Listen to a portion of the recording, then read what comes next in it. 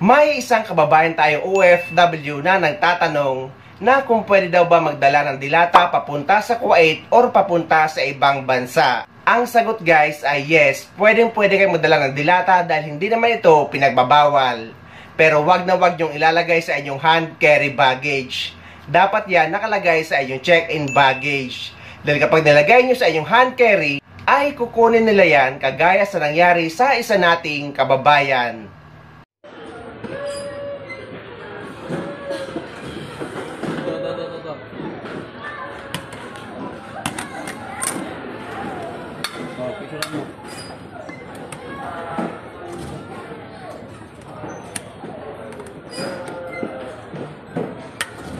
Pero guys, take note na may mga bansa na may higpit rin pinagbabawal ang pagdadala ng mga dilata. Kagaya na lang sa Amerika at sa Canada. Pero hindi ko to sure guys, kaya dapat alamin nyo sa bansa na pupuntahan nyo. Pero sa Middle East ay hindi naman pinagbabawal ang pagdadala ng dilata. Basta nakalagay ito sa inyong check-in baggage. Pero take note lang guys na wag kayo magdadala ng dilata na may lamang baboy. Lalo na kapag pupunta kayo sa bansang Kuwait at sa Saudi Arabia dahil mahigpit itong pinagbabawal. Pero dito sa Dubai ay allowed naman magdala ng baboy or pork. May tanong dito at ang meaning niya ay kung pwede daw ba magdala ng pagkain sa hand carry or sa paper bag sa loob ng eroplano. Kasi no meal daw ang nabook niyang flight. Ang sagot guys, base sa personal kong karanasan sa Emirates Airlines at pwede rin ito sa iba pang mga airlines. At yes, pwede kayo magdala ng mga lutong pagkain or ng fast food. Basta guys, yung mga walang sauce para hindi kunin ng screening officer. Yung sa akin ay pritong manok at baboy ang pinadala sa akin ng mama ko, na nakalagay pa sa Selecta ice cream. Medyo nakakahiya nga yung lalagyan, pero guys, sarap na sarap ako nung kinakain ko ito sa boarding area. At yung tira ay kinain ko sa loob ng eroplano. Habang medyo napapaiyak pa dahil nga pabalik na naman sa ibang bansa. At allowed ito dalhin guys basta kasya sa paper bag na maliit lang at kasya sa ilalim ng upuan ng eroplano. Inuulit ko din guys na dapat yung walang sauce para hindi kunin ng screening officer kapag duman kayo sa x-ray machine. Pero guys, take note. Nabanggit ko na din na nagbaon ako ng pritong baboy.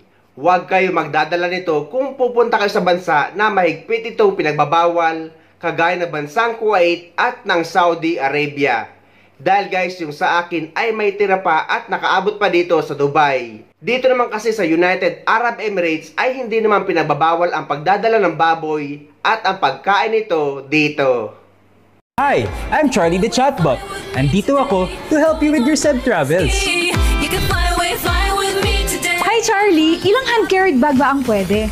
Every passenger is allowed one hand-carry bag inside the cabin. Maximum of 7 kilograms. Bakit isa lang? If you have one hand-carry bag, mas mapapabilis ang boarding at deplaning process. We do this para efficient tayong lahat. Ah, ganun pala yun. Baka naman pwede yung laptop bag. Pwede ang pangalawang bag, as long as it's for your gadgets, a small bag na kasya under the seat, food na hindi pwede check-in, at mga binili mo sa airport. Max of 2 lang. Easy, diba? Ay, thanks Charlie. The snacks I packed for our flight to Cabo. Some of you really enjoy seeing what we pack in these flights, so here's what's on the menu this time. I'm starting to notice that my go-to is avocado toast. I guess it just so happens that I always have avocado, bread, and flaky sea salt at home. Plus, having an avocado on a flight is super refreshing and nutritious. The other thing I always seem to pack are hard-boiled eggs. Trust me, I'd love for them to be soft-boiled, but it gets super messy on the plane. Those two are the main kind of like meals, and everything else is an assortment of things that I may end up craving. We've got refreshing fruits, sweet protein bars, biscuits, salty chips, but we always gotta make sure that we finish all the fruits before we land since it is an international flight. So ayun guys, sana may nakuha kayong idea at sana nakatulong ang video na ito sa inyo.